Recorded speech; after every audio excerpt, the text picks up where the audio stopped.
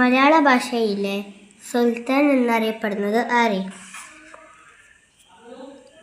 വൈക്കം മുഹമ്മദ് ബഷീർ. വൈക്കം മുഹമ്മദ് ബഷീർ ജനിച്ച വർഷം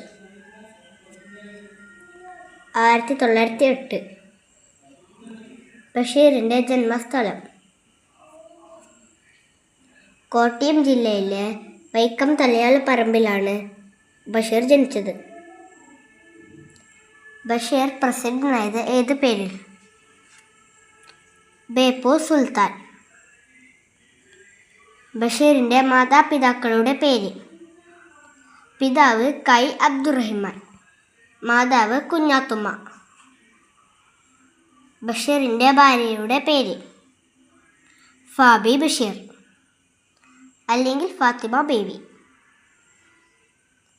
ബേപ്പൂർ എന്ന സ്ഥലം ഏത് ജില്ലയിൽ? കോഴിക്കോട്.